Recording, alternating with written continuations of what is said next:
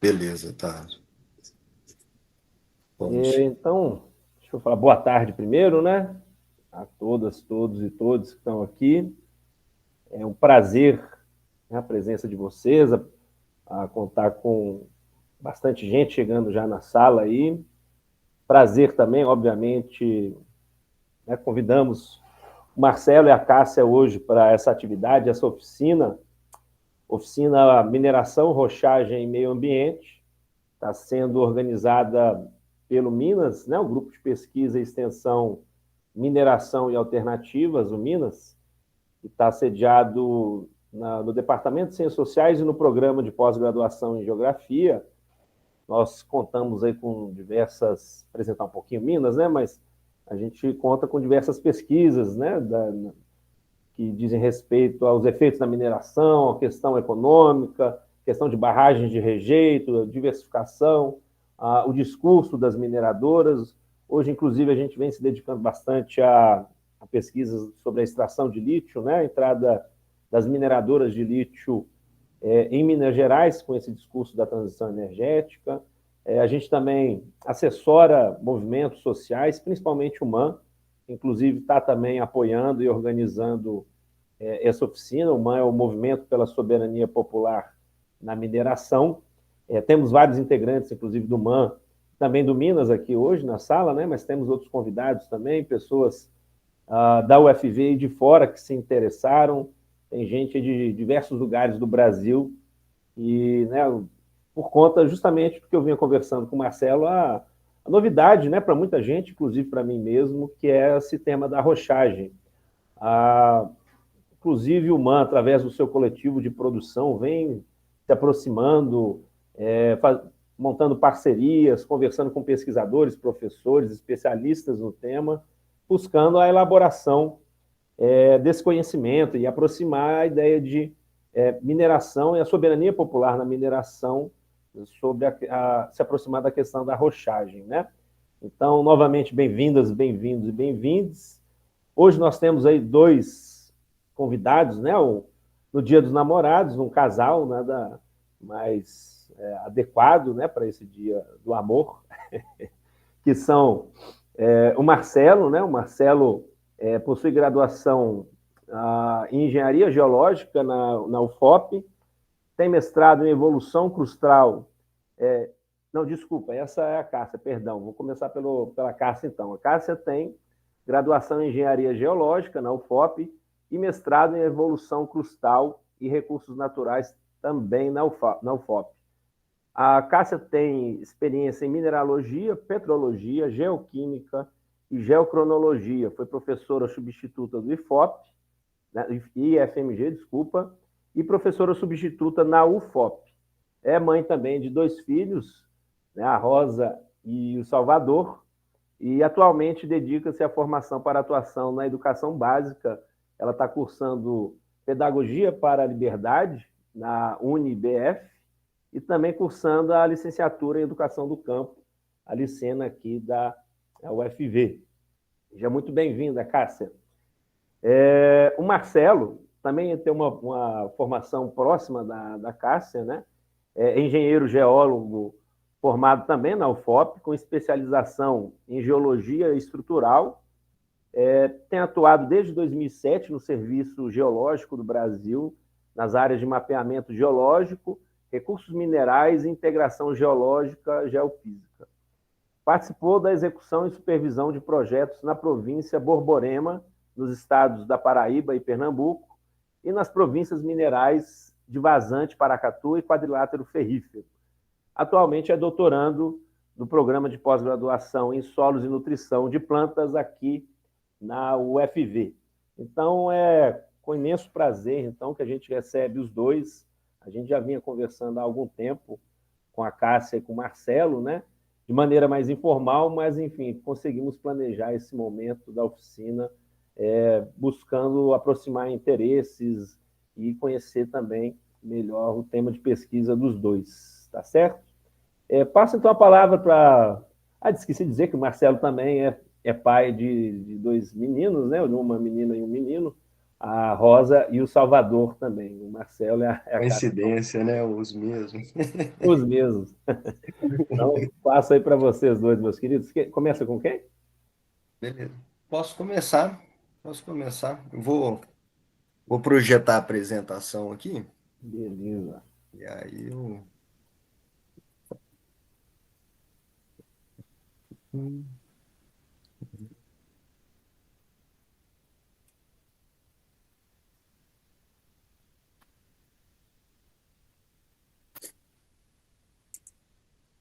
Aí eu vou perder o contato visual com vocês, pessoal. Vocês vejam aí se Está aparecendo aqui. aparecendo. Tá Uhum. como tela cheia? Legal. Espera aí que eu vou passar agora. Beleza. Então, uma boa tarde, né? Meu nome é Marcelo Marinho, como o Thales falou. Sou do Serviço Geológico do Brasil, né? É uma empresa, eu vou falar um pouquinho, mas uma empresa do Ministério de Minas e Energia. De antemão, agradecer ao Grupo Minas, ao Thales, pelo convite, nessa abertura para a gente poder falar um pouquinho desse tema, que é um tema, né? Vocês viram o meu currículo. Eu trabalho há um tempo no Serviço Geológico do Brasil e no começo um pouco a contragosto, mas desde então eu sempre trabalhei com recursos minerais, né? E dentro desse tema, a rochagem é um tema que me foi assim, como eu falei, eu fiquei um pouco apaixonado, né? Por todas as perspectivas que abre essa questão da rochagem. Então, eu vou só apresentar aqui o que é o Serviço Geológico, que eu acho que além deles, ele está financiando o meu projeto de doutorado. É, é uma empresa pública, né, cuja missão é gerar e disseminar o conhecimento geocientífico, certo? Então, todos os trabalhos, todos os projetos que o Serviço Geológico faz, eles são dados públicos e que estão disponíveis no site da CPRM, tá? É uma empresa que ela não atua só em geologia e recursos minerais, que é a parte que eu trabalho especificamente, mas ela trabalha também com gestão e prevenção de desastres naturais e uma parte também muito importante, que é a hidrologia e a hidrogeologia, né? E ela está distribuída praticamente em todo o território nacional, né? Se ela não tem algum estado com a CPRM, ele, por exemplo, o Espírito Santo é regido pela Superintendência de Belo Horizonte. Então, a gente tem todo o território nacional com um núcleo, pelo menos, e a sede da empresa é em Brasília. Bem, antes de falar sobre rochagem, eu queria só ressaltar um pouquinho aqui alguns dados, né, que partem até como uma motivação para esse trabalho. E muito recai sobre a importância do solo, né? Tem um dado aqui que a gente tem 36% dos solos mundiais, eles são cultiváveis, tá? Esse é um dado de 2002, quando a gente vê os dados mais recentes, essa porcentagem até cai, né? E 4% desse solo cultivável, ou seja, onde a gente pode empreender uma agricultura, 4% ele está no Brasil, né? E estima-se que cerca de 33%, né, dos solos do planeta, agora eu estou falando solos globais, eles estão degradados. Quando a gente vê a área, né, isso foram alguns dados da FAO, né, quando a gente vê a área de solos que estão entrando em processo de degradação, cerca de 10 milhões de hectares por ano. Quer dizer que, por ano, começa a entrar em um processo mais acelerado de degradação, um tamanho aproximado de Portugal, né? Então, esses dados são realmente alarmantes quando a gente pensa em solo, né? E aí, falando um pouquinho de solo, vou falar um pouco dos nossos solos brasileiros, né? Então, assim, o solo brasileiro é um solo de uma evolução antiga, né? Ela vem desde o terciário. Então, alguns solos datando aí de 10 milhões de anos atrás, né? Então, são solos que vêm se formando há muito tempo. E por que eles vêm se formando há muito tempo? eles têm características bem peculiares, né? Eles são solos de grande espessura, né? Eles têm uma espessura boa, eles têm uma boa estrutura, né? O pessoal da ciência do solo, ele vai falar que o que é uma boa estrutura? Onde a razão, ou pelo menos a quantidade de poros, né? E como esses poros se conectam é boa, ou seja, você permite uma boa circulação de água e uma boa circulação de ar também. Lembrando, gente, que o solo ele tem a parte que é a parte sólida, né? Mas ela também é praticamente um terço líquido e um terço gasoso, né? Então, esses solos brasileiros eles têm grandes espessuras e boa estrutura. Isso seria super positivo para a agricultura. Mas quando a gente pensa nesse processo de evolução, o que aconteceu nesse processo de evolução? Aí tem essa figurinha aqui só para a gente ver. À esquerda aqui a gente tem um solo de clima temperado, né? Você vê a espessura menor e são solos que são ricos em cálcio, magnésio, potássio, são solos novos, né? Já os nossos solos, né, que são esses do clima tropical, são solos já com grandes espessuras, só que com poucos nutrientes. Tudo isso, durante todo esse tempo, já foi lixiviado. Então, a gente tem baixo conteúdo de cálcio, magnésio, potássio e sódio, né? Além disso, eles são solos com baixo potencial, ou seja, os solos brasileiros têm baixo potencial de fixação de cátions. Isso falando principalmente, né, para solos onde a gente opera o que a gente chama aí de agricultura convencional, onde a gente tem baixa preservação de matéria orgânica. A matéria orgânica seria o que permite que os nutrientes se fixem, né? Se vocês verem aqui nesse desenho, tem um sinal de mais em vermelho e um sinal de menos em azul em cada solo. Isso quer dizer que as cargas, né, dos solos brasileiros, nas condições normais, são predominantemente positivas. Só perto da matéria orgânica, lá em cima, no perfilzinho, que você tem algumas cargas negativas. Já os solos do clima temperado, eles são ricos em cargas negativas. Isso pela mineralogia que se formou nos solos brasileiros aí ao longo desses milhares de anos. Isso faz com que os cátions, né, cálcio, magnésio, que também tem carga positiva, eles não se fixem no solo. Só a matéria orgânica que tem essa capacidade de fixação. Então, esse é um problema do nosso solo. São solos, em resumo, espessos, com uma boa estrutura, onde você tem uma boa infiltração, onde você tem uma boa quantidade de gases misturados, só que a mineralogia do solo, em função de sua evolução, não permite com que eles fixem os nutrientes. Isso para agricultura, qualquer tipo de agricultura, principalmente se você cai dentro de uma agricultura convencional, isso é problemático. Isso aqui só para falar um pouquinho da mineralogia, né, os tipos de minerais que tem.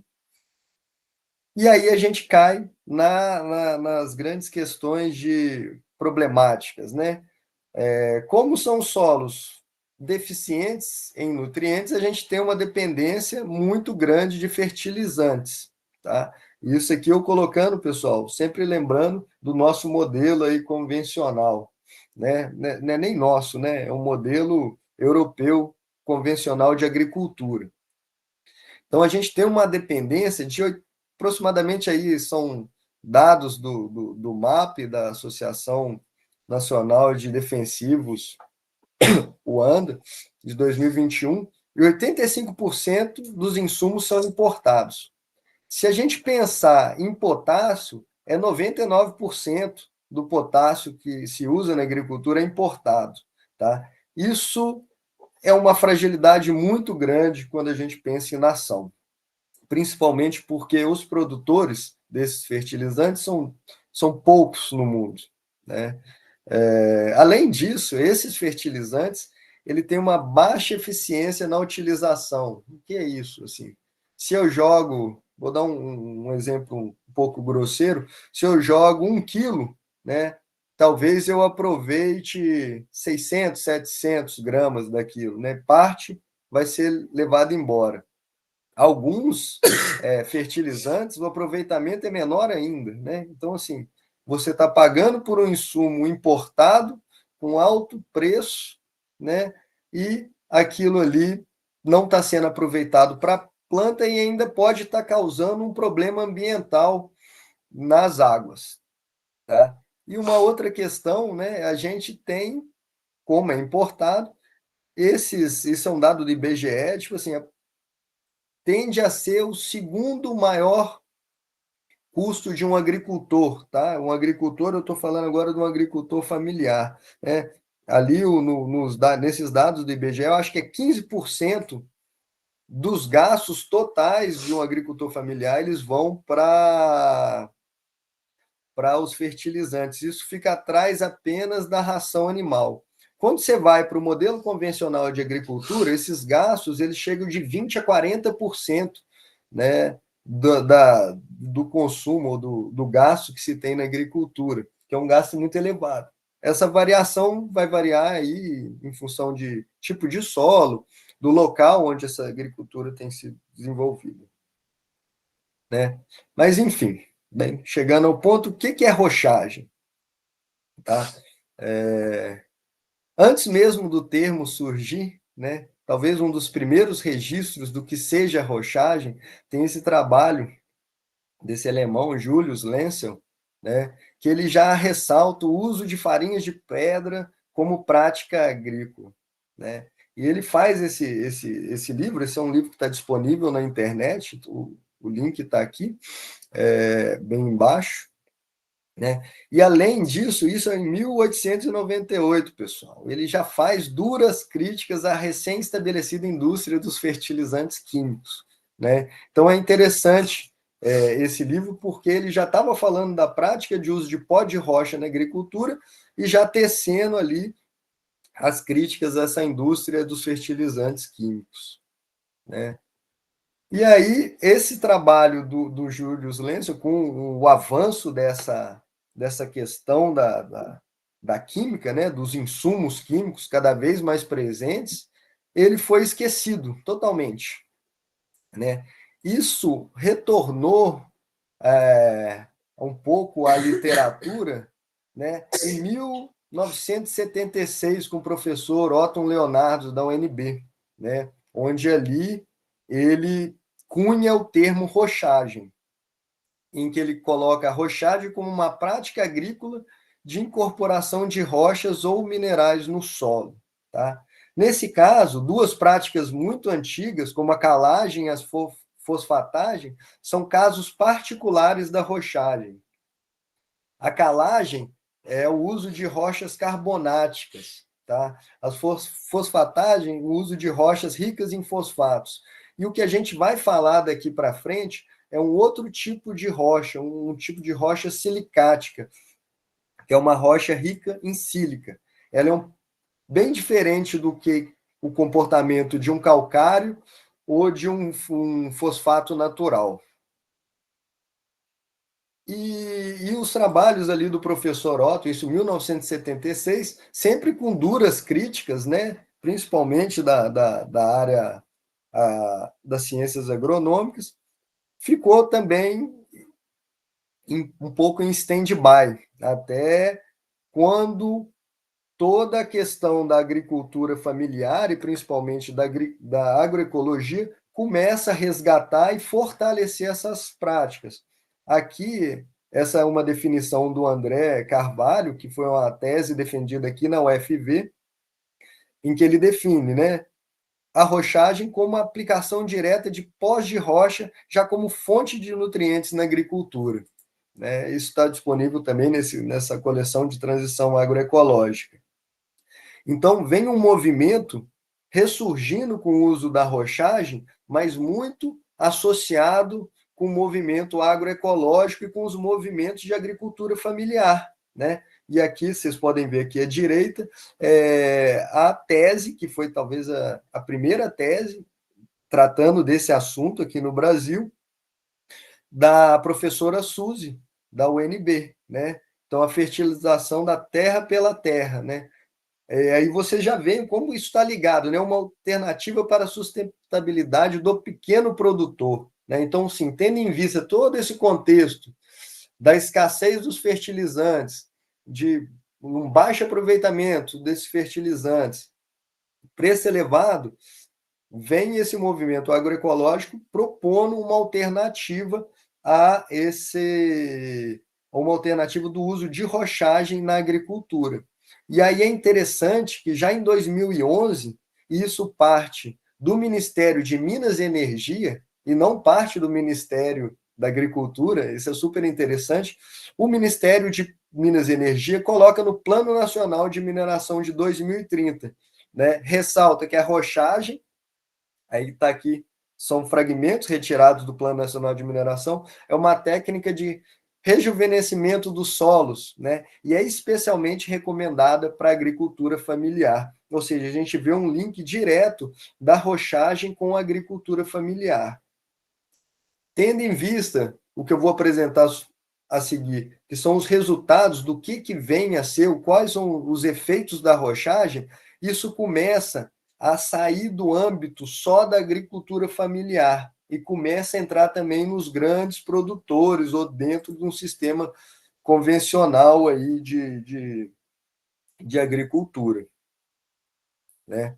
E aí, a gente está vendo que 2011 a gente tem uma indicação do Ministério de Minas e Energia para o uso de pós de rocha, quando vem em 2013 a gente tem a primeira lei que enquadra o uso de pó de rocha na agricultura, né? Então, essa lei aí de dezembro de 2013 é um pioneirismo do Brasil. Eu acredito que o Brasil, talvez se não for, é um dos únicos países que tem essa normatização legal do uso de pós de rocha, e aí ele vem introduzindo um termo que é o termo remineralizador, tá? Que muito vem em contraposição de fertilizante. Então, o que seria o remineralizador, né?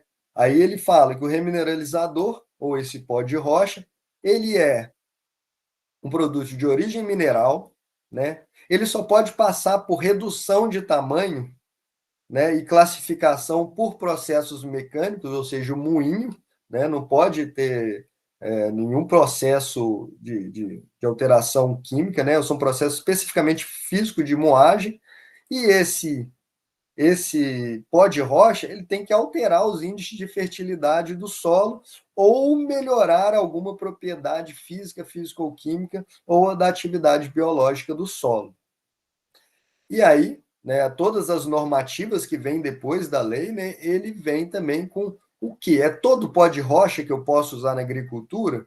Né? O que seria apropriado para que eu pudesse usar na agricultura?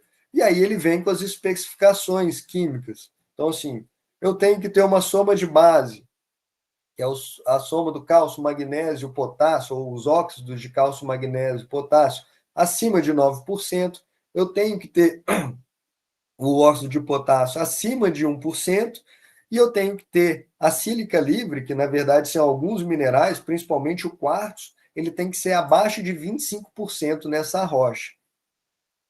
Além disso, aqui só para exemplificar, desculpa, esse é um gráfico de soma de base dos basaltos, né? E aqui o teor de potássio. Então veja bem que a linha de 1%, ela está marcada aqui. Então, o que estaria dentro desse quadrado azul, ele teria um potencial para ser um remineralizador. O que está abaixo, ele não poderia ser classificado ali, de acordo com o mapa, como um remineralizador, né? Ele também tem que ter bem definido quais são as classificações granulométricas, então, né? Então aí você pode ser um filler, pode ser um pó, ou pode ser um farelado, né? Cada um com seu tamanho específico, né? E nos ensaios agronômicos ele tem que, como eu disse anteriormente, melhorar algum índice de fertilidade, ou ele tem que melhorar algum índice do solo, seja atividade biológica ou capacidade de retenção de cátions, ele tem que ter alguma dessas melhorias no solo, em termos legais, para ser classificado como um remineralizador, né? E ele tem uma ressalva importante, que ele não pode ter elementos potencialmente tóxicos, e aí ele faz a listagem de 4 elementos, né? Arsênio, cádmio, mercúrio e o chumbo, certo? Então, assim, esses elementos, eles têm que estar dentro desses parâmetros aqui. Senão, ele também não pode ser classificado como um remineralizador, né? Além desta lei, né, dos remineralizadores, que é bem específica quimicamente, que deixa de fora muita rocha interessante, existem outras possibilidades daquele pó de rocha ser liberado pelo Ministério da Agricultura. Ele pode ser colocado como um fertilizante mineral simples, ou também como um produto novo, ou até como um material secundário de uma lavra, né? Esse QR Code aqui tem um resumo muito bom, né? Um produto da CPRM, do Paulo e da Alessandra, em que ele faz toda uma recapitulação dessas normativas e da legislação, que cada um faz. Então, se tiverem interesse, vale a pena a leitura, né? E ele também ele tem suas limitações, tá? Que às vezes podem até ser vantagem, né? Então, uma aqui é uma figura do professor Éder, da Embrapa, né? Esse QR Code também você pode ver a apresentação toda. Então, quando a gente vê aqui essa curva em vermelho, a gente vê que na vertical a gente tem a liberação dos nutrientes, ao passo que na horizontal a gente tem o tempo. O que acontece com o fertilizante normal, que é essa curva em vermelho? Ele libera muito rápido os nutrientes, né? Ele libera até muito acima do que a lavoura consegue absorver.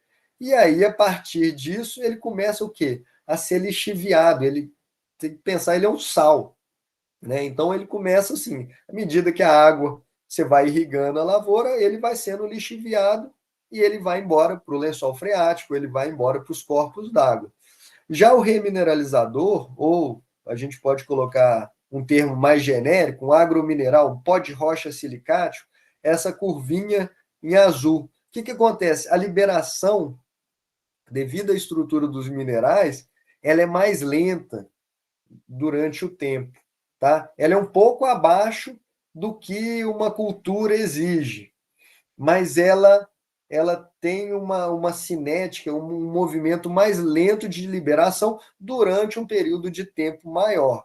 Então, por um lado, isso é uma limitação, por outro lado, isso é interessante, porque você está colocando no seu solo um produto que ele vai ter um efeito de longo prazo, né? Então, pensando na saúde do solo, é mais interessante. E aí, uma outra crítica que é feita também aos remineralizadores é que, você considerando essa cinética de liberação muito lenta e as dosagens que normalmente se usa, 3 a 5 toneladas por hectare, você teria uma diluição muito grande disso nos 20 primeiros centímetros do solo. Então, eles falam assim, isso aí não traz efeito. Como você vai ter? Você já não libera o nutriente e você ainda dilui isso nos 20 primeiros centímetros do solo? Impossível, né? É charlatanismo. Não, não funciona, né? Além disso, tem outra limitação. O raio de comercialização do produto é muito parecido com o material de construção civil, tá? Então, é um raio de, no máximo, 200 quilômetros. Vocês vão ver também que essa limitação ela é interessante sobre um ponto de vista, mas é uma limitação. Você não consegue comprar um, um pó de rocha que vai atravessar o estado, porque o valor do frete é muito maior do que o valor do produto e ele não se torna viável. Bem, isso são as limitações. Contudo, o que a gente tem visto, né? Se você fizer, tem esses dois trabalhos estão citados aí embaixo, do Ramos e Swoboda, não sei se pronuncia assim, né? Mas eles fazem todo um compilado do que tem se mostrado nos trabalhos científicos sobre o pó de rocha. Então, o que tem visto? Pessoal, melhor atividade biológica, alguns trabalhos têm ressaltado isso. Índice de fertilidade também, retenção daqueles cátions, daqueles nutrientes que o solo brasileiro não conseguiria reter, tem trabalhos indicando a melhoria que os agrônomos chamam de CTC nesse solo. E uma eficiência nutricional, né? A gente vê, isso em resumo, a gente vê vários efeitos, né? Por exemplo, resistência a pragas, né? Um crescimento maior das raízes quando você usa pó de rocha. Então, assim, são vários efeitos que têm se mostrado, mesmo com aquelas ressalvas. Ó, ele não dilui rápido e você dilui isso muito no solo. Tudo bem, mas alguma coisa está acontecendo nesse solo com essa adição de pó de rocha que está melhorando vários índices, né? Além disso, a gente pode pensar o quê? Numa mitigação de danos ambientais, né? Normalmente, esses pós de rocha, eles são um resíduo de uma mineração de britagem, né? Pode ser até uma pasta de tratamento, de algum beneficiamento de algum minério, mas normalmente ele é um resíduo, é o famoso pó de brita, né? Isso não tem muita saída quando você conversa com os mineradores de brita, exceto em casos onde está saindo uma obra de uso em asfalto. Aí, quando você tem o uso de asfalto na elaboração ali do asfalto, eles usam pó de brita, mas fora isso, isso são estoques e estoques de um pó que fica nos pátios da mineradora. Então, dependendo do pó de rocha, isso pode voltar à cadeia, fortalecendo a economia circular. E além disso, né, isso está super em voga hoje, principalmente diante desse cenário aí de mudanças climáticas. Quando você dilui o mineral, a proposta química está aqui nessa figurinha. Então, quando você dilui, você quebra o mineral, durante a quebra desse mineral, você tem o potencial de capturar CO2 da atmosfera. Esse é o que se chama de intemperismo aprimorado. Isso já é um processo natural, é um processo da natureza. Só que isso demora milhões de anos até que a rocha dissolva e capture CO2. A gente chama de intemperismo aprimorado porque você vai moer o pó e jogar tanto na agricultura, quanto você também tem algumas técnicas que jogam pó de rocha para captura de CO2 no oceano, né?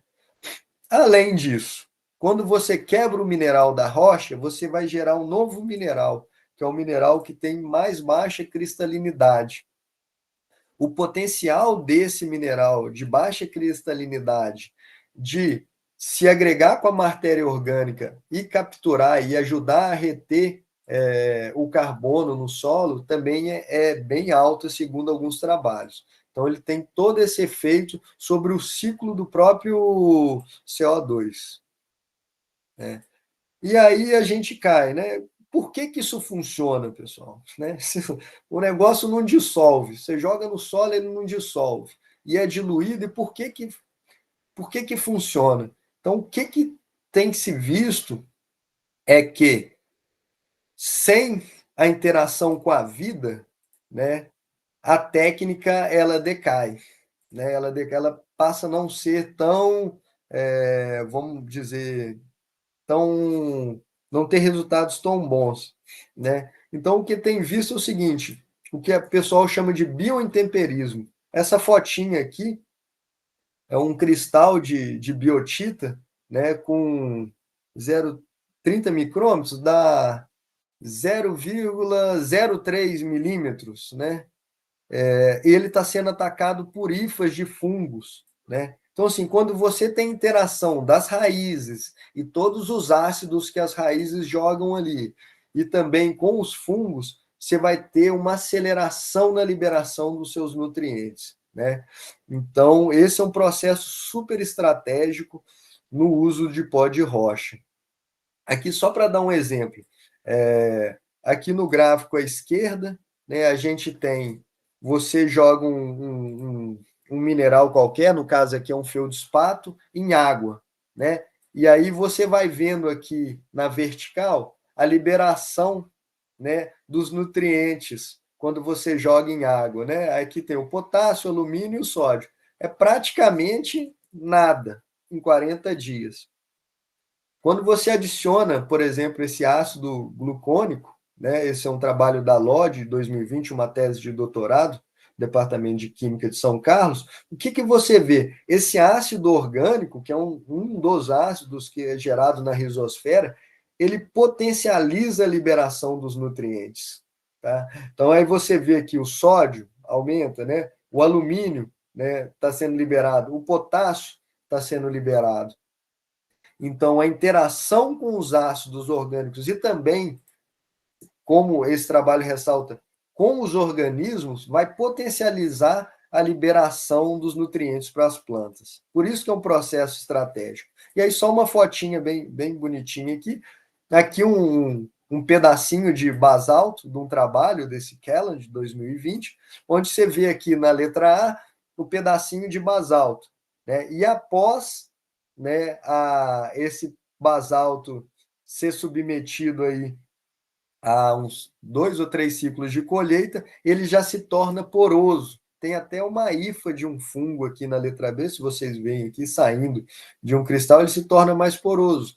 Ou seja, a interação com a rizosfera, ou a interação com as raízes e com os micro-organismos que estão ali, ele vai potencializar toda a liberação de nutrientes e os efeitos benéficos desse basaltos, dessas rochas. Né? E aqui um trabalho aqui também de Tavares, feito aqui pela equipe da UFV, né? Como, por exemplo, a associação desses pós de rocha com compostos orgânicos, como potencializa. Então, se você for ver aqui o controle, né? Aqui o solo, o controle sem nada, sem composto, né? Mais à esquerda, e aí o composto mais o fonolito, esse composto mais fonolito está dobrado, é porque a forma como foi colocado o composto, né? Um deixou curtinho, o outro não deixou. Mas vocês vejam que a liberação, ou a disponibilidade de potássio no solo, como aumenta, e aqui à direita, só o pó de rocha, o fonolito, e só o composto orgânico, né? Você vê que é praticamente quase a soma dos dois quando você coloca, por quê? O composto e o fonolito propiciam a liberação desses nutrientes em conjunto. Né? Funciona, é sinérgico. Né? E o outro processo também que é estratégico é praticamente moer. Né? Quanto mais você vai moer esse pó de rocha, é mais fácil a dissolução desse mineral. Tá? Isso tem a ver com a área que você ataca. Né? Se você tem um bloco grande, você tem uma área. Quando você começa a quebrar esse bloco grande em blocos menores, a área que está em contato com o solo vai aumentar muito. E quando você aumenta a área de contato com o solo, você também vai fazer o quê? Você vai acelerar a dissolução desses minerais. Né? Então, aqui, esse gráficozinho, ele só está mostrando aqui, ó, é o tempo de moinho, né? Então, tem 4, 8, 12, 16, né? E o aumento na área em preto, né? Você vê como é que aumenta a área superficial, a área do mineral aumenta, e a dissolução, ela aumenta também, até que existe um ponto ótimo. Você não precisa deixar 20 horas, né? Aqui está mostrando muito bem, se você deixar 16 horas, é até melhor do que você deixar 20 horas no moinho. Então, são assim os processos que o pessoal tem estudado, né? São trabalhos de outras pessoas que eu estou trazendo aqui para vocês, mas para vocês verem assim como funciona, né? Dentro daquela crítica. Poxa, se não dissolve e é diluído, como isso tem efeito? Então, existem alguns processos que são super estratégicos, que têm sido usados e que têm trago resultados bem significativos aí para o uso de pó de rochas. E tem alguns aspectos, né, que a gente tem alguns trabalhos, mas que merecem ser estudados mais a fundo. Alguma tendência de você ter mais nutrientes dentro dos alimentos, né? Tempo de prateleira ou tempo de geladeira, como é o caso aqui desse estudo que foi feito pela Prefeitura de Uberlândia. Ou seja, quando você tem o basalto, ó, quando você tem uma rúcula, por exemplo, que foi tratada com basalto, ela dura mais tempo na geladeira do que se você usar um fertilizante comum, né? Então, são questões que estão sendo levantadas e que têm sido trazidas para discussão, que mostram assim um viés positivo dessa utilização desses pós de rochas na agricultura, né? E aí agora eu vou falar um pouquinho para vocês do que a gente tem feito, bem rapidamente, no Serviço Geológico do Brasil, tá? E o que eu estou fazendo agora no doutorado, tá? O Serviço Geológico do Brasil, eu passei para vocês falando que uma das limitações do pó de rocha é que ele não consegue ter um transporte muito grande, ou seja, é um raio de 200 quilômetros. Então, o que o Serviço Geológico do Brasil tem feito? Tem pegado grandes áreas, por exemplo, aqui é um trabalho recém-publicado do estado de Tocantins, e ele vai avaliar quais são as rochas que ela tem um interesse agronômico. Aí como que a gente vê isso? Inicialmente pela química. E aí a gente cruza isso com o quê? Quais rochas que eu tenho a indústria mineral operando, ou seja, tem resíduo sendo gerado. Então, se eu tiver uma rocha interessante e tem resíduo, né, dessa rocha disponível, então ali é um potencial remineralizador ou um potencial fertilizante mineral para a agricultura. Quanto mais a gente souber onde tem essas rochas potenciais, mais a gente vai conseguir colocar e atender os agricultores daquela região. Aqui um exemplo, esse é um projeto nacional, Avaliação do Potencial de Agrominerais do Brasil, e essa é a área de Minas Gerais, né?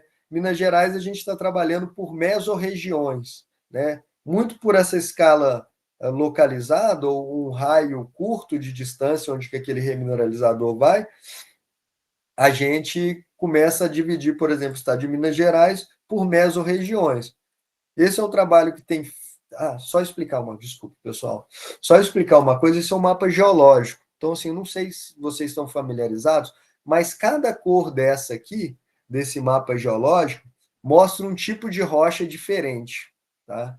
Então, esse é o mapa geológico do estado de Minas Gerais. E o que a gente vai fazer? Por exemplo, no Triângulo Mineiro, na mesorregião do Triângulo Mineiro. A gente separou, através de estudos bibliográficos, quais rochas que têm um potencial interessante do ponto de vista químico, certo? Qual rocha que tem aqueles nutrientes que a legislação nos pede?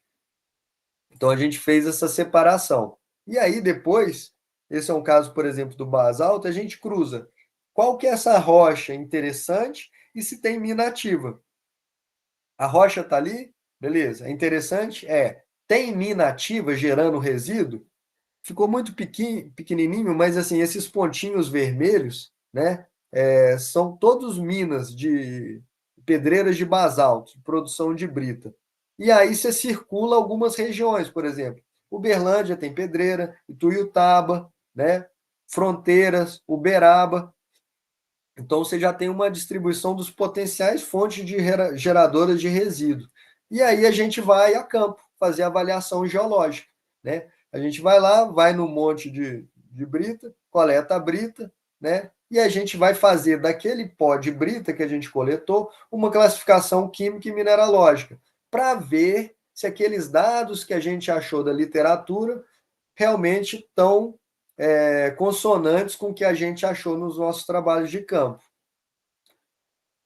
Isso é basicamente o trabalho da CPRM. E agora, no doutorado, né, esse é o trabalho que eu estou começando a desenvolver agora, o meu interesse é ver, né, quanto que as raízes desses adubos verdes, né, não sei se todos estão familiarizados com os adubos verdes, mas são plantas, né, que são utilizadas, né, para você planta ela durante quando você não está tendo nas entre-safras, ela cresce e aí depois você corta ela e usa como adubo, a grosso modo, viu, gente? Lembrando que eu sou geólogo, não sou agrônomo.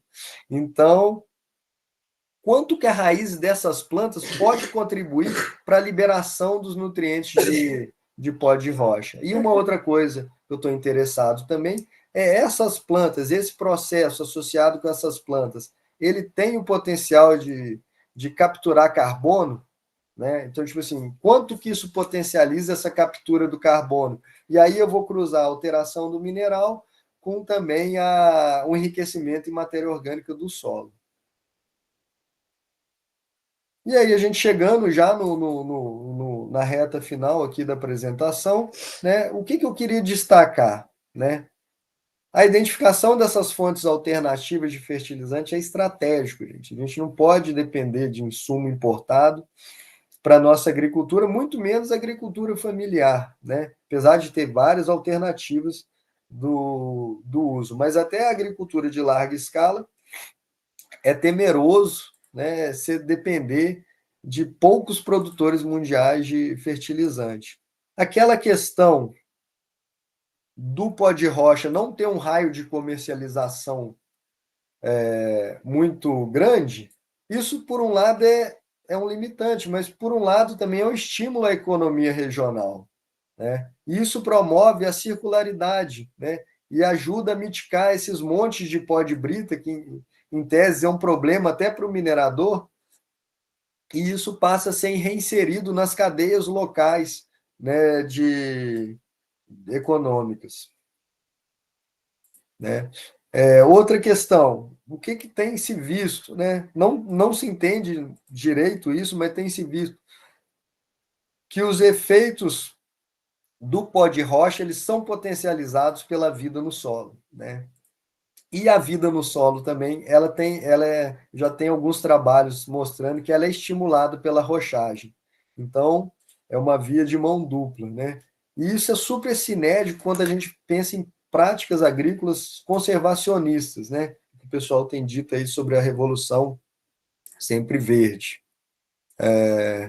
E na prática também a gente tem com isso a redução de custo para os agricultores, né? Seja agricultura familiar e de larga escala, é um produto ainda acessível, tendo em vista aí o preço de fertilizantes, né?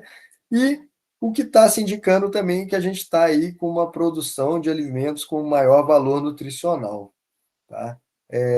Basicamente isso, pessoal. Assim, teria muito mais para falar, mas eu quero agradecer novamente, né, o convite e coloco à disposição. Esses aqui são os meus contatos.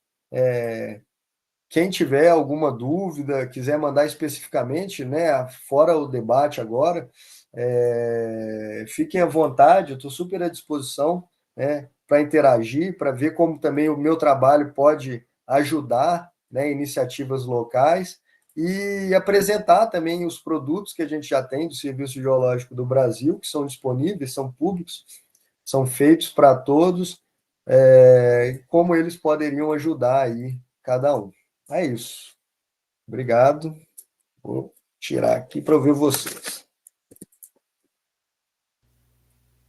Beleza, Marcelo. Muito obrigado. Ótima apresentação. Fiquei bastante curioso.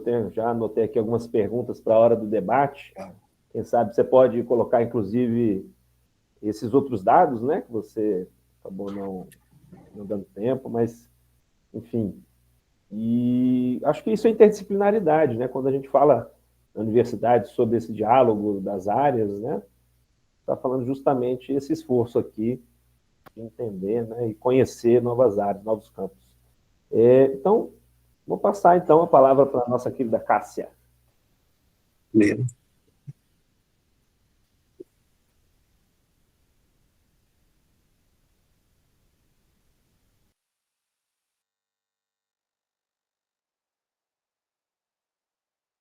Rodrigo, que seja PCC, fecha o som, da interferência.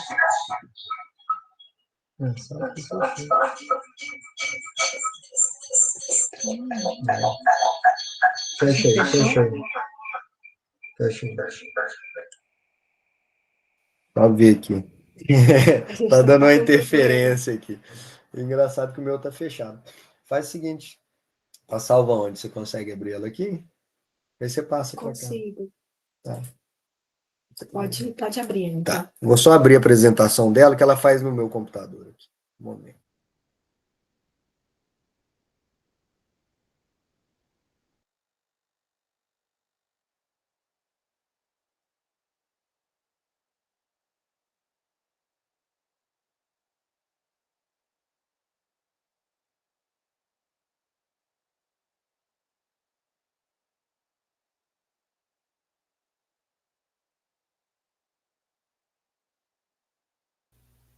Pessoal, só enquanto isso estamos arrumando aí a apresentação, só lembrar que para quem precisa de certificado, né, quem quiser, a gente vai colocar em breve aqui o formulário, beleza? Aí é só preencher.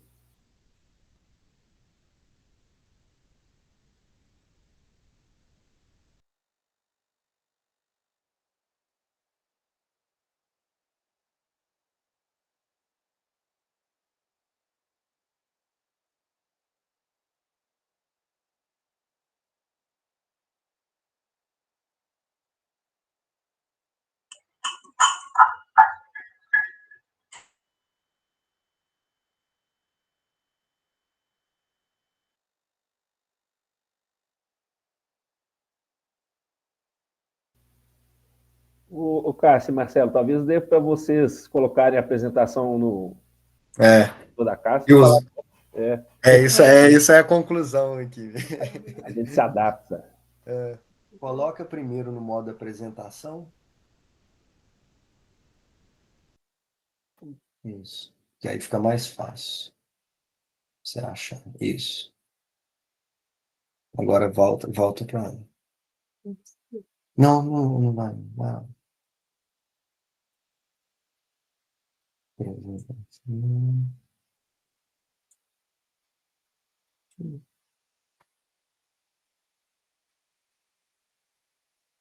Cadê? Pode ir? Pode ir. Aí você pode verificar aí como tá saindo. Isso. É que eu não. Legal. Mas tá. Aqui eu acho que eu já tô Ah, não, já tá pouquinho. aparecendo. Mas tá dando para me ouvir bem, Tádinho? Tá sim. A Lilian falou aqui no chat que talvez se desligar o áudio do computador do Marcelo também, talvez não dê o eco aí. Mas tá Desliga aí, dando pra ouvir. Marcelo. Vamos tentar aqui. Na verdade, estava desligado e deu. Vamos tentar.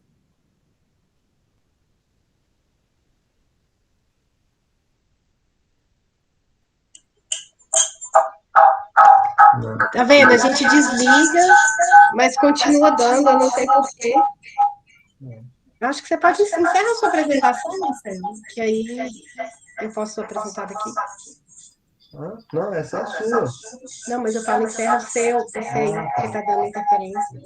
Ô, Cássio, o áudio do computador do Marcelo não está Agora ligado? tá dando certo? Tá dando. Ó, deu certo. Acho que deu. Tá dando. Não sei se- Aí, certinho. Eu já sei, era o meu áudio. Deixa eu Deu? colocar zero. Agora eu não consigo ver se tá saindo ok. Tá tudo certo, pode ir. Estamos te ouvindo, estamos vendo aqui a apresentação também. Tá, você tá me ouvindo? Tô, Vocês estão me ouvindo? eu tô. Acho que tem que colocar no.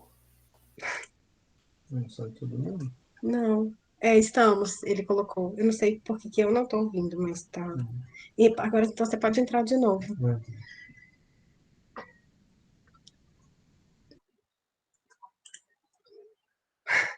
Peraí.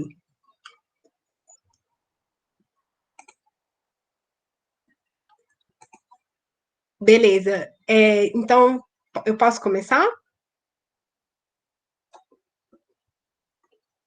Vai lá e põe no mundo. Uhum. Peraí. Deu certo? Marcelo, você já desligou o seu? Não tá escutando? Então, boa tarde a todos. É muito estranho a gente não saber se estão ouvindo, mas eu acredito que sim, né? Porque o Marcelo não tá sem som aqui, ele não consegue me falar. Mas o tema, o Tádio apresentou, colocou esse tema, né? Mineração, rochagem e meio ambiente. A gente está te ouvindo, o áudio está ótimo agora. Gratidão, pessoal, pelo retorno. E, em primeiro lugar, eu quero agradecer a abertura do espaço, ao convite do Tádio. E eu não atuo, eu não pesquiso rochagem, como é o caso do Marcelo, e ele me deu uma abertura para falar sobre o que eu quisesse. E o tema que eu vou abordar aqui é o tema que eu estou mais envolvida no momento, no que se refere à minha formação em geologia, que é mineração e meio ambiente. E aqui em Viçosa, eu vou falar um pouco de como eu cheguei até esse espaço de abertura para a fala. E o meu envolvimento aqui nesse momento tem sido com os impactos do avanço da mineração de bauxita nas comunidades da Serra do Brigadeiro, que vai ser o tema da minha apresentação. Essa foto da Serra do Brigadeiro, que nós tiramos numa visita que a gente fez às áreas mineradas e às áreas recuperadas, né, em tese recuperadas. Bom, pessoal, como eu cheguei até aqui, né? Eu sou formada em engenharia geológica pela Universidade Federal de Ouro Preto e pela Universidade Federal de Pernambuco, onde eu fiz parte do meu curso no programa de mobilidade acadêmica. Finalizando a graduação, eu fui professora substituta do IFMG de Ouro Preto. Em 2014, eu concluí o mestrado em geociências. O meu tema de pesquisa foi petrologia, petrogênese de rochas metamórficas de alto grau. É um tema muito teórico e focado em processos petrogenéticos e que não, de alguma forma, quando eu finalizei esse mestrado, eu não me senti motivada para ingressar no doutorado, para continuar nessa linha de pesquisa, exatamente por ser muito teórico e eu acreditar que eu queria, na minha atuação como geóloga, uma atuação que eu percebesse mais importância, digamos assim, para a sociedade. E trabalhei como professora substituta da UFOP, depois dessa experiência, depois que eu finalizei o mestrado. E fui muito feliz nessa atuação como professora, porém, eu fiz uma pausa de algum tempo que eu falo que eu me dediquei exclusivamente à maternidade, porque a gente usa muito esse termo, né? Que a gente faz uma dedicação exclusiva à pós-graduação, ao mestrado e ao doutorado, então eu tirei um tempo sabático para me dedicar exclusivamente à maternidade. Tive esse privilégio, né? De poder fazer essa escolha. E nesse tempo eu fui mãe, então, da Rosa, sou mãe, né? Nesse tempo nasceram a Rosa, que atualmente está com 5 anos, e o Salvador com 3 anos. Na foto eles estão menores, mas eles já têm essa idade. E essa foi através da maternidade que aconteceu o meu despertar para o interesse para a educação básica.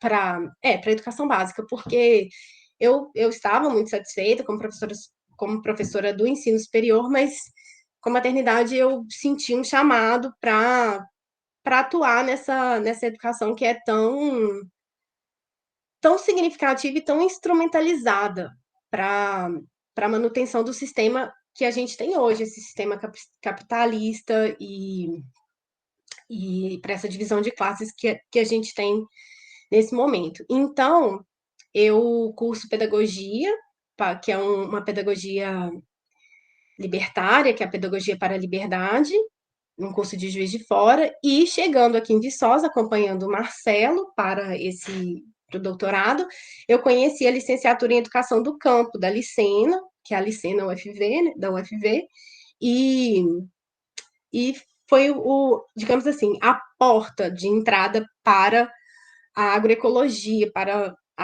o conhecimento de agroecologia, que até então eu não tinha nenhum. Então, foi através da Licena que eu cheguei até esse lugar, conhecendo referências, lideranças e referências de conhecimento científico e de atuação aqui em Viçosa, da UFV, do CTA, e é um pouco sobre esse lugar que eu estou ocupando e que eu quero ampliar essa ocupação que eu vou falar aqui para vocês. Bom, quando a primeira pessoa que me motivou a esse estudo que está começando, que começou com um campo de reconhecimento das áreas mineradas, Em seguida, eu participei de um encontro regional sobre agroecologia, que eu vou falar mais para frente. Foi a Lilian, do CTA, quando ela ficou sabendo que eu era geóloga, ela me falou, olha, a gente vai ter um encontro nacional, um encontro regional de agricultoras, e seria muito bom se você pudesse participar e compartilhar um pouco do seu conhecimento geológico com a gente, com as agricultoras. E inicialmente eu fiquei um pouco preocupada, por quê? Porque como a nossa formação acadêmica, como geólogos da UFOP, é uma formação que, sendo muito honesta, muito sincera, na minha, né, da minha experiência pessoal, eu não, eu nunca enxerguei eu nunca pensei as atividades de mineração pelo ponto de vista dos superficiários que são afetados, da população que é afetada. Porque a nossa formação é para ver, para pensar a mineração só pelo lado econômico, pela viabilidade econômica e pela importância econômica dessa atividade. E pensar de uma outra forma, olhar por esse outro ponto de vista, foi um desafio, está sendo um desafio para mim, um desafio muito importante e que eu sou muito grata por essa abertura e por esse convite. Então, eu vou falar um pouco sobre as questões geológicas da atividade de mineração aqui, principal atividade de mineração aqui na Zona da Mata, que é a exploração da bauxita, e falar um pouco sobre essa experiência e como eu acho que eu posso, com o meu conhecimento geológico, contribuir de forma positiva e realizar o meu sonho, né? Desde que eu fiz o mestrado, que é sentir que esse conhecimento está sendo realmente representativo e significativo para as populações, principalmente para as populações que são mais vulneráveis e que são mais prejudicadas pela atividade minerária. Então, eu acho que é importante eu falar, primeiro, contextualizar o que é a bauxita, né? Que é o objeto de conflito, digamos assim, nesse momento, que tem sido a minha fonte de estudo. A bauxita é uma rocha, não, reflete em discutir sobre a intenção. Exatamente. Ai, que bom. Gratidão, Maia. A fonte natural é uma fonte natural de alumínio. Então, o alumínio, que é esse elemento que é tão valioso atualmente para a indústria, para a sociedade moderna, ele não acontece isolado na natureza. Ele acontece em minerais, e esses minerais estão numa rocha.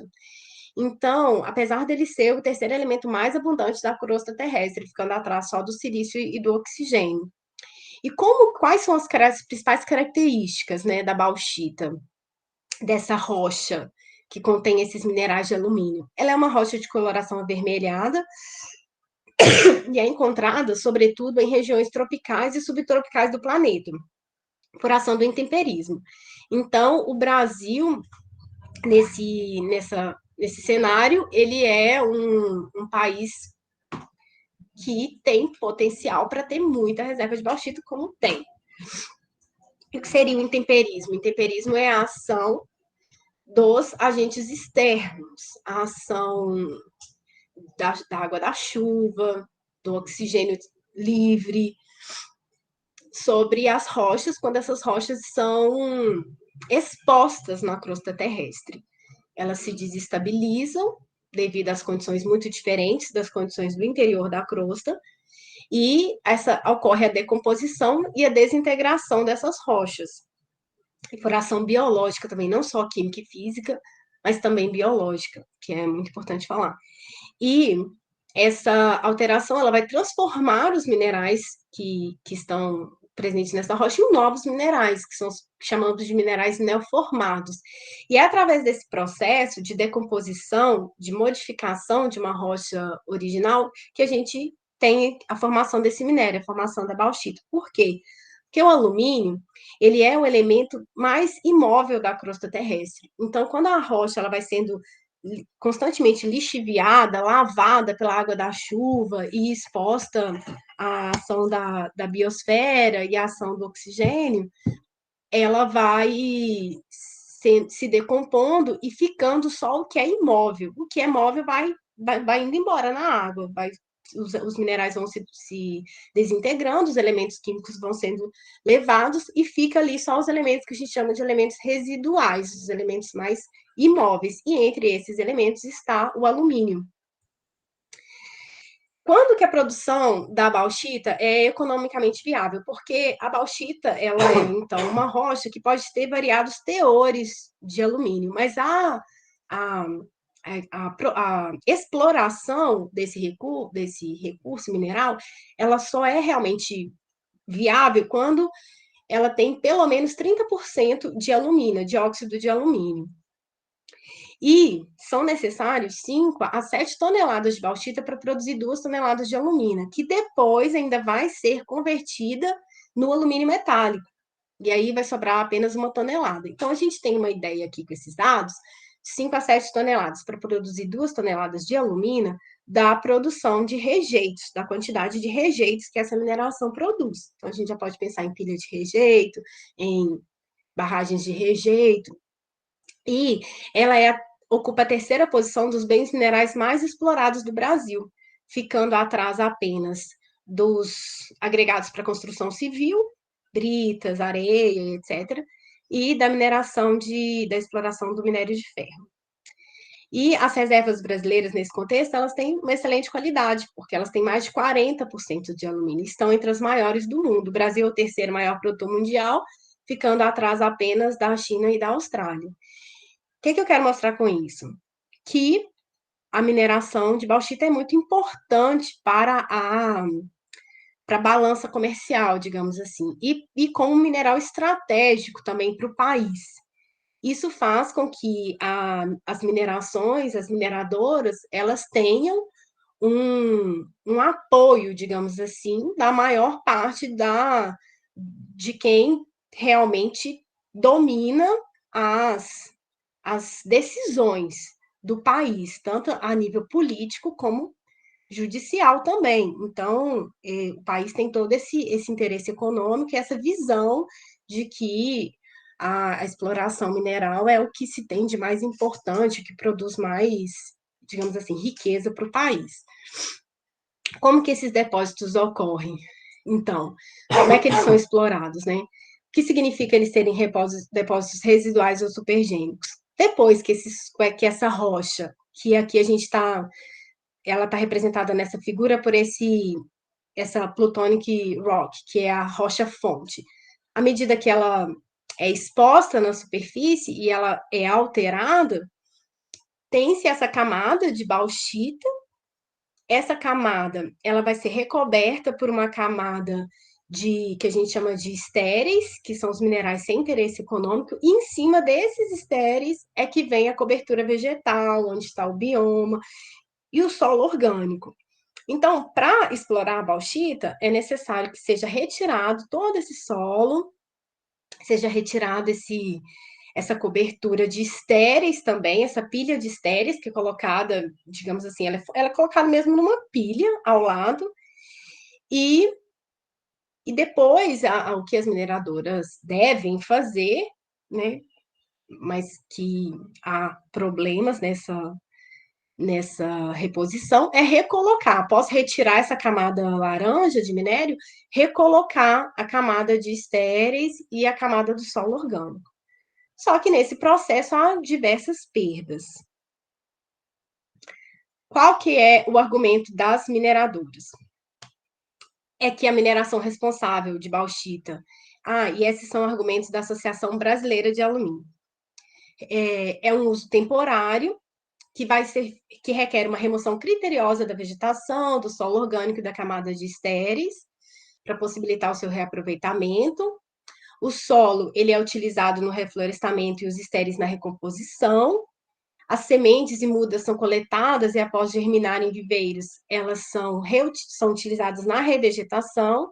e as empresas têm compromisso de recuperar as áreas mineradas, não só para atender às exigências expressas nos licenciamentos ambientais, mas como um compromisso com o futuro uso da terra, estabelecido em conjunto com as comunidades. Então, assim, na teoria, é tudo muito bonito e tudo funciona, mas na prática não é bem assim que acontece, na maioria das vezes.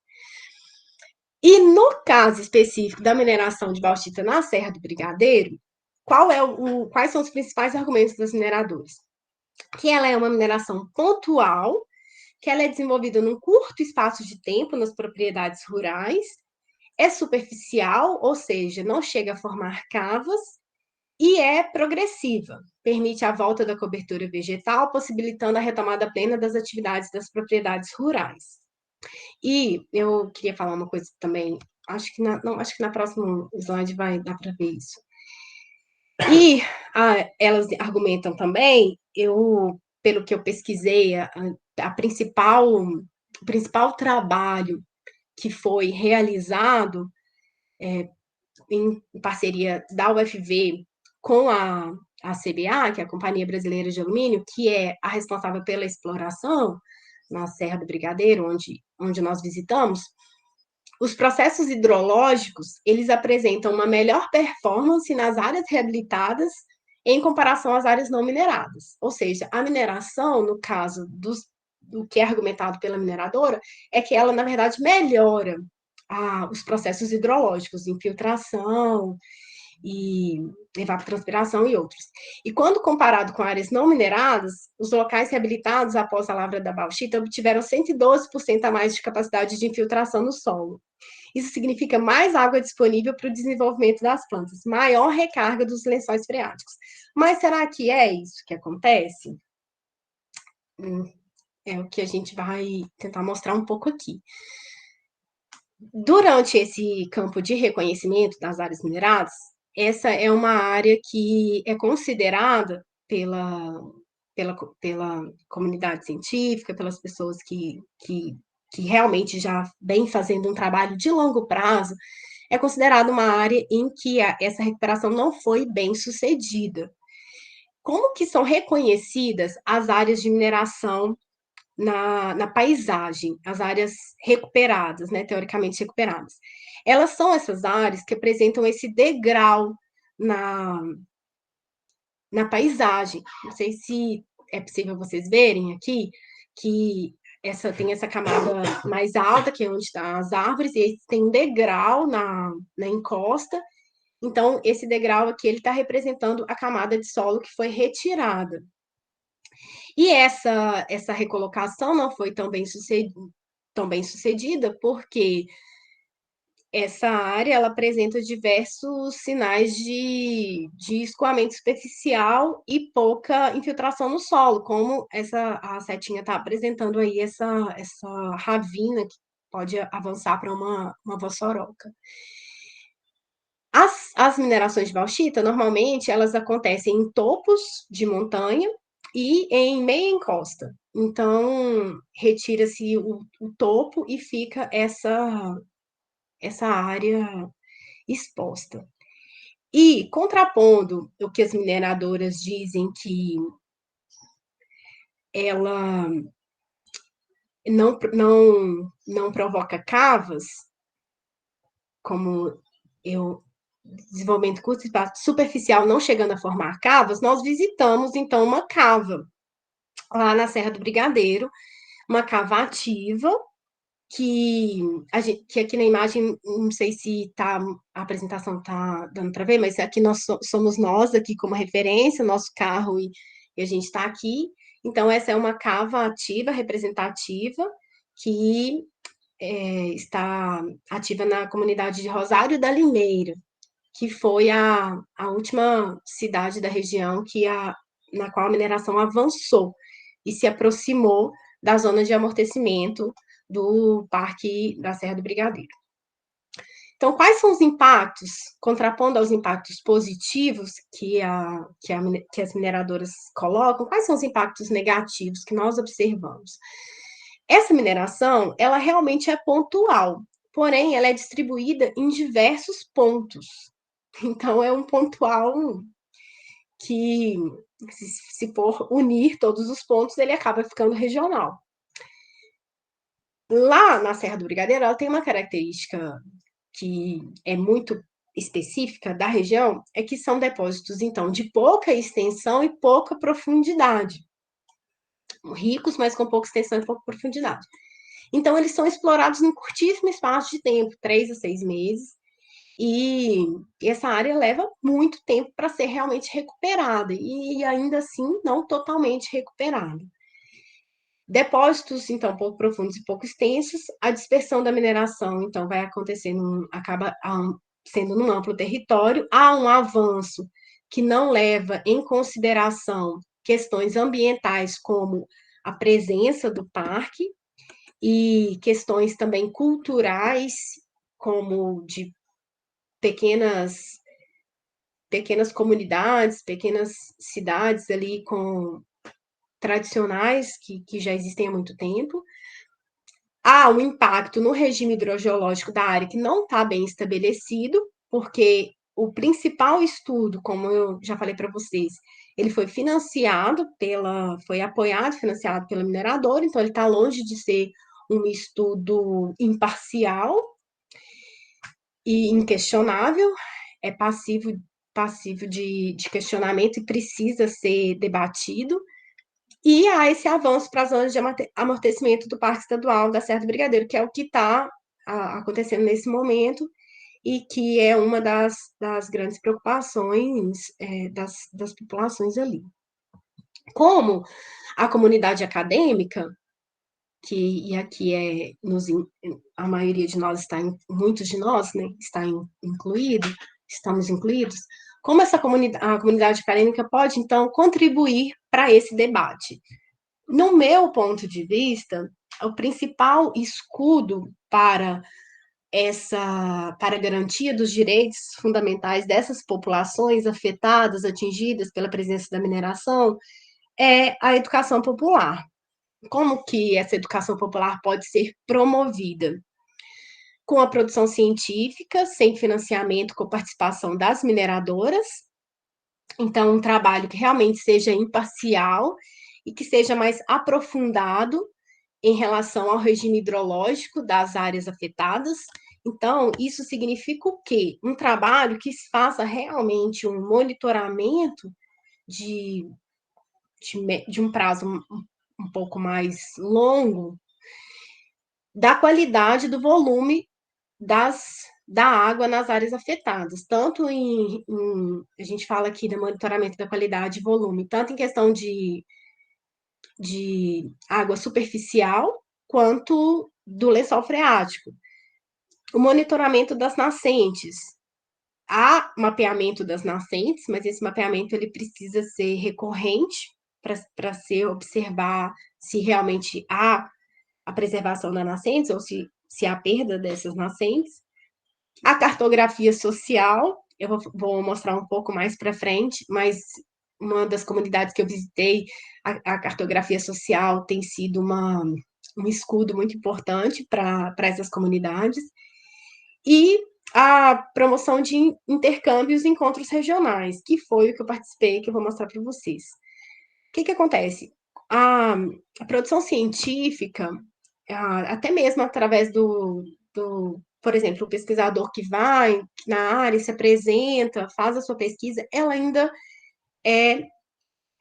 isso é reduzido e é pouco eficiente, porque essa troca não é ampla, né? É uma troca localizada.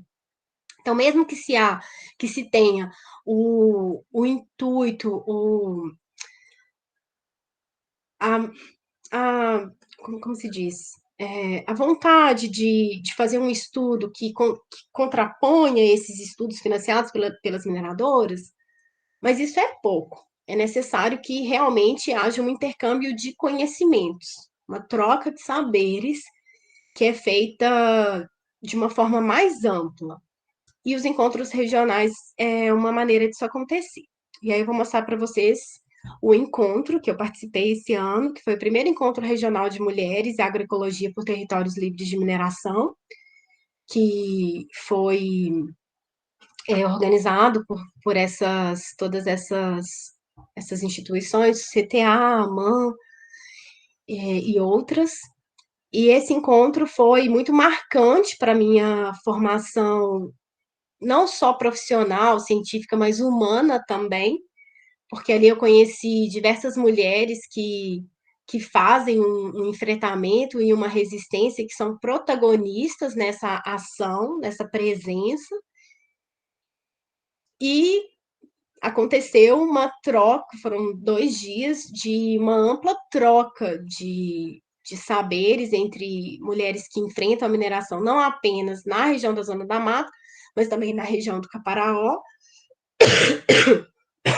e em outras regiões do país, também como no Vale da Ribeira, Vale do Ribeira, que a gente teve uma participação muito importante de lá. E durante esse grande encontro, que reuniu aí em torno de 80 mulheres, a gente teve um momento de visitar esse grupo de 80 pessoas, foi dividido em aproximadamente 6 grupos, e nós tivemos a oportunidade de visitar agricultores, famílias de agricultores e agricultoras da região, e conhecer e saber como eles têm feito essa resistência, esse enfrentamento à mineração. O meu grupo, eu tive a oportunidade de conhecer a casa, a propriedade da Roseli, que é uma agricultora, uma família de agricultores familiares, né? E ela é uma. Ela e a. Não, e a. Acho que é prima, elas me demonstraram assim um conhecimento. São pessoas muito simples, mas que têm um conhecimento, inclusive econômico, muito interessante e amplo.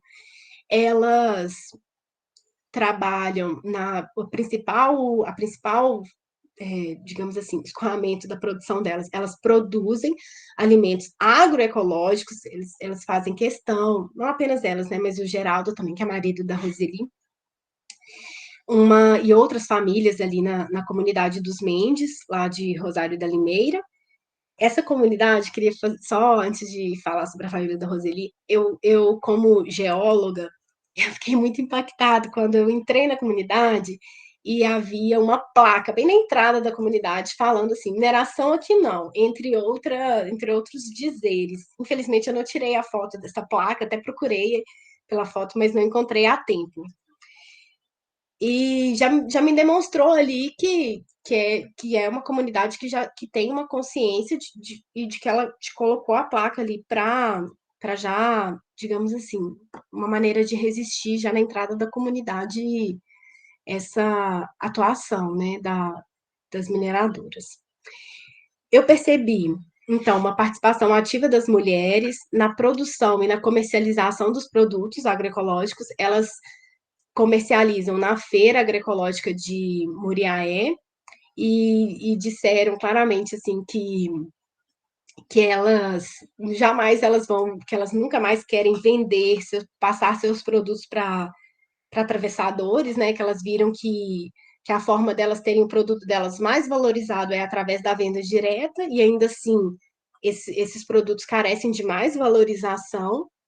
E ela compartilhou também com a gente o papel que elas, como mulheres, ela e outras mulheres ali da região, elas fazem de resistência, porque as mineradoras, quando elas abordam as famílias, muitas vezes elas, no caso dela, ela colocou muito específico que os advogados, os representantes das mineradoras, eles sempre vão na casa dela quando ela não está. Eles sempre querem conversar só com o marido dela.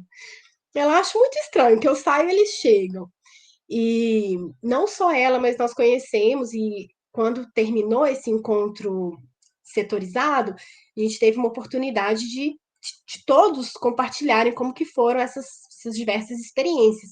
E de uma maneira geral, a gente percebeu isso, como que o papel das mulheres nessa resistência ele é significativo, ele é importante, ele é crucial para que a vontade mesmo das famílias e o direito das famílias seja e a subsistência, né, de atividades que eles realizam há dezenas.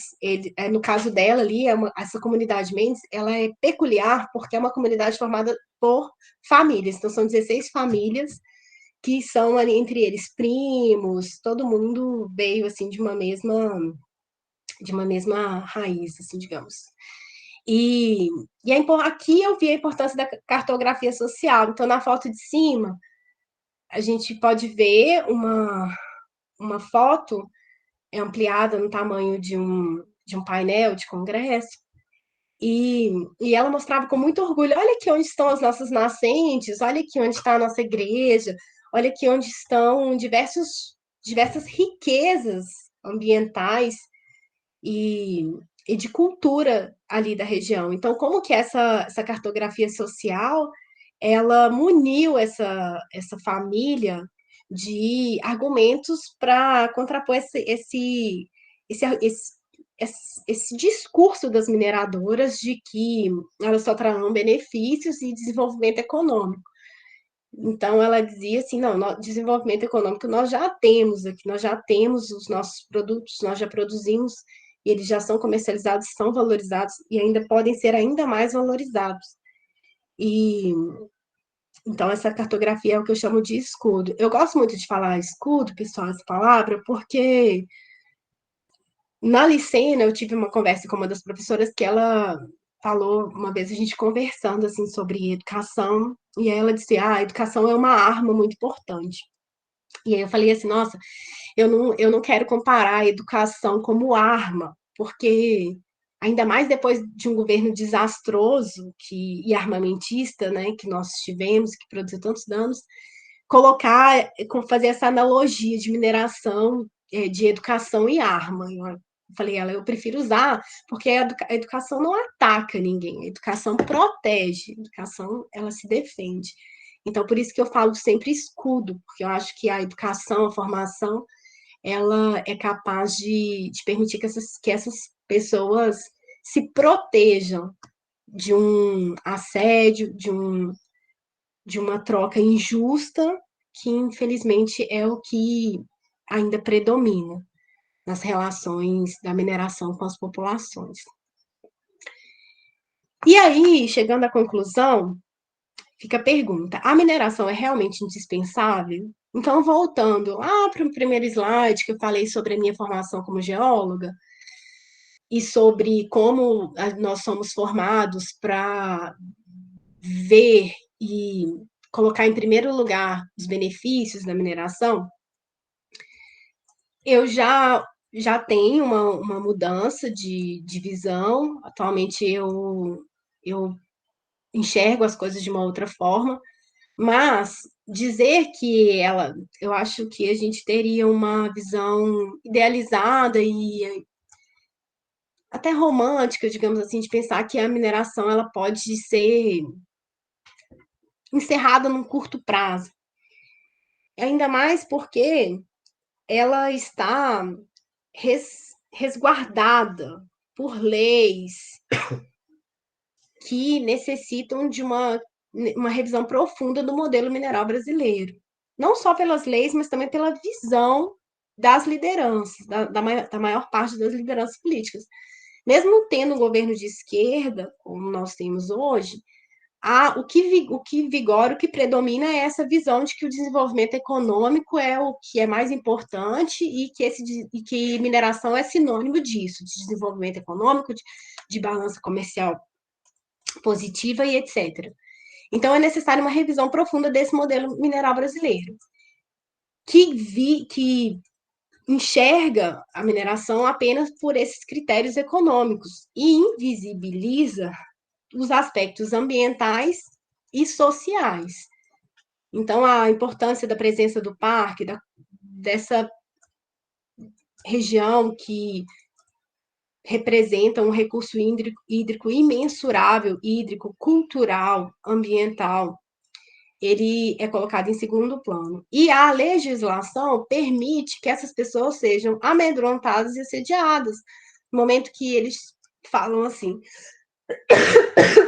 olha, estou te oferecendo X, Mas, quando eu tiver uma ordem judicial me autorizando, vai ser muito mais barato que eu vou oferecer, porque eu já tenho respaldo jurídico. Então, é necessário que ocorra uma garantia do direito a territórios livres de mineração, que é a luta ali daqueles territórios. A Serra do Brigadeiro, ao meu ver, essa proximidade com a UFV, com o CTA, com o MAN, essa atuação ampla aqui de movimentos sociais e de conhecimento científico e acadêmico, ela tem um potencial para ser uma referência nacional de resistência e de soberania popular, no meu ponto de vista. E como que a gente pode atuar como formiguinhas aí para esse processo que pode nascer aqui uma região e ampliar para o país, né? Porque tem diversos territórios aí, como geóloga eu visitei, principalmente no tempo que eu morava em Pernambuco, que eu fiz parte da minha graduação lá que eu falei no início, territórios assim no meio por exemplo, da Bahia, que não tem uma universidade a quilômetros de distância, que não tem essa troca, que então são pessoas que estão muito mais vulneráveis. Então, como produzir esse conhecimento, essa educação popular aqui e que ela possa reverberar, né, para outros territórios, para outras populações.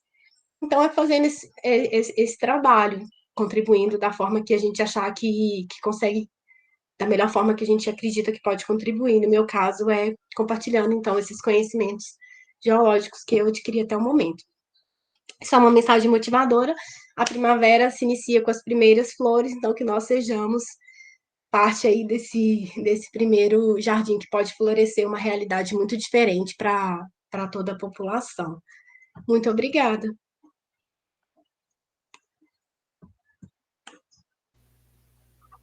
Maravilha, Cássia. Muito obrigado você pela exposição, pelo compartilhamento aí de experiências, né? Já parei de De compartilhar? certa forma, acho que a exposição da Cássia e a do Marcelo se Tá. complementam, né? Você tá assim. Porque a gente está falando de soberania popular na mineração em ambos casos, né? Tanto na Cássia, na questão dos territórios livres, que faz parte, inclusive, de uma soberania popular, né? Como também no caso do Marcelo, que aí já avança a gente pensando na mineração em específico. Pessoal, eu vou fazer o seguinte agora, então, eu vou parar aqui a gravação